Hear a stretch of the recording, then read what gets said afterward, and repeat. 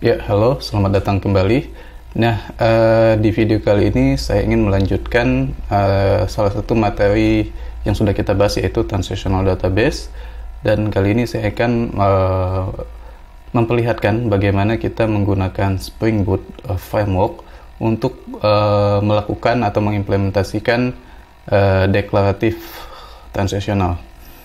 Jadi seperti yang kita bahas di materi sebelumnya, bahwa kita mempunyai sebuah service untuk melakukan transfer dari rekening satu ke rekening yang lain, dan di sini saya sudah mempunyai sebuah table bank account di mana ada dua record, rekening 111 dan 222. Rekening 111 di sini kita set saldo awalnya 500 ya. Kemudian rekening 22 sebagai penerima kita akan set saldo awalnya 400.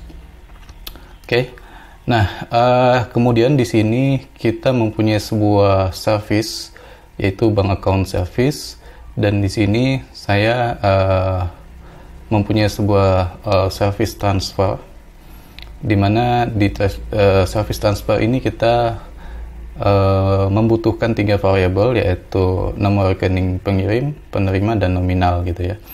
Nah, di sini saya tidak akan menjelaskan bagaimana step by step melakukan declarative transactional database ini pada Spring Boot, tapi saya akan memperlihatkan bagaimana declarative transactional ini bekerja gitu. Nah, mungkin untuk konfigurasinya akan saya jelaskan di video yang lain biar kita lebih fokus ya.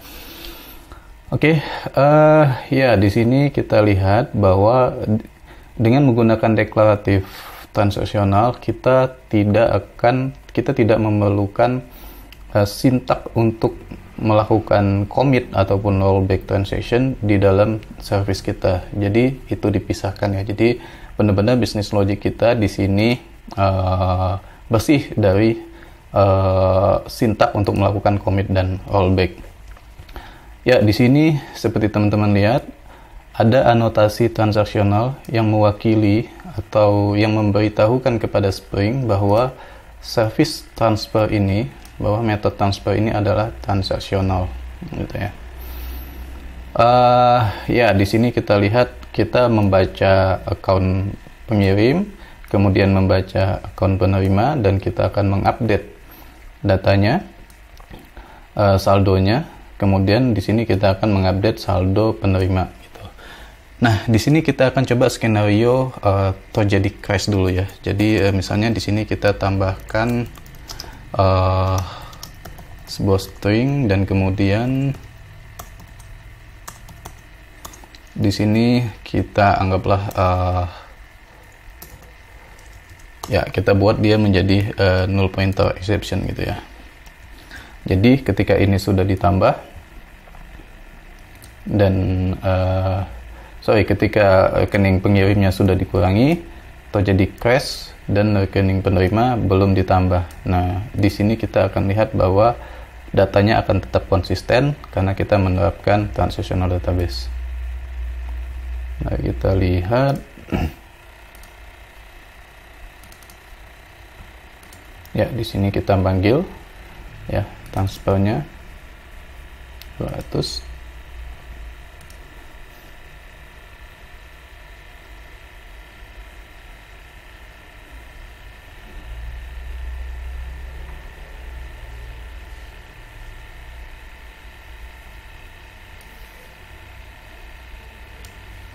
Terjadi kesalahan, dan di sini kita lihat datanya tetap konsisten ya. Nah, sekarang mari kita lihat jika tidak terjadi crash.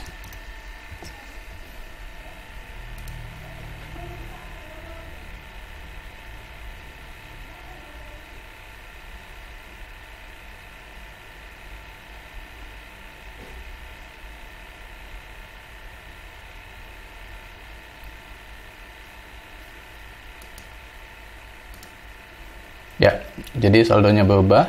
Jadi pengirim itu sekarang saldonya sudah jadi 300 dan penerima sudah menjadi 600. Oke, nah seperti itulah pengimplementasian Declarative Transactional Database pada framework Spring Boot ya. Nah, di sini juga ada salah satu fitur yang disediakan oleh transaksionalnya Spring Boot, yaitu kita bisa menentukan jika terjadi sebuah exception, maka dia tidak akan di rollback. Contoh di sini misalnya kita no rollback for null pointer ya, null pointer exception dot class. Nah, ketika di sini terjadi null pointer exception, maka transaksinya tidak akan di rollback. Mari kita lihat di sini, kita balikin lagi ya. Rekening pengirimnya kita jadiin saldonya 500 dan penerimanya kita jadiin 400. Kita save ya seperti ini, 500 dan 400. Nah, kita kemudian menentukan bahwa jika terjadi null pointer exception, maka transaksinya tidak akan di rollback. Mari kita coba buktikan.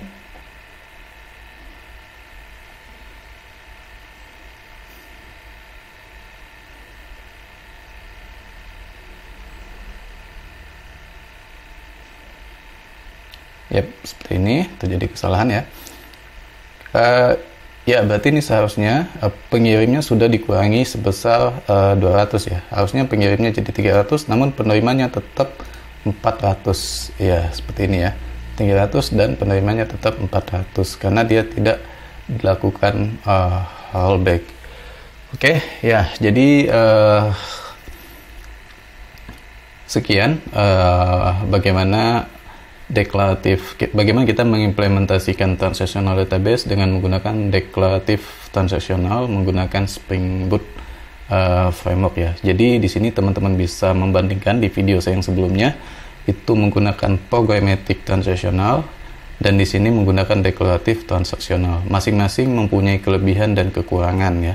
Tapi mostly di real application atau di real project biasanya kita menggunakan declarative transactional agar lebih mudah di maintenance, karena service yang akan kita sediakan dalam sebuah aplikasi itu banyak sekali ya, mungkin bisa puluhan atau bahkan ratusan atau bahkan ada yang ribuan gitu. Jadi teman-teman bisa membayangkan jika kita menggunakan programmatic transaction itu maintenance-nya cukup bukan sulit ya, cukup merepotkan lah. Jadi dengan declarative transactional database ini cukup membantu developer untuk lebih fokus dalam menulis bisnis logic tanpa perlu memperhatikan sintak-sintak untuk keperluan transaksional. Oke, nah sekarang pertanyaannya sebetulnya bagaimana caranya Spring Framework ini bisa melakukan declarative transactional itu tanpa kita menuliskan commit ataupun rollback secara manual di dalam fungsi kita. Oke, nah pembahasan ini akan saya buat di video selanjutnya.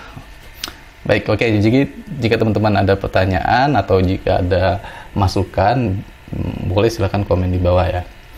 Oke, terima kasih.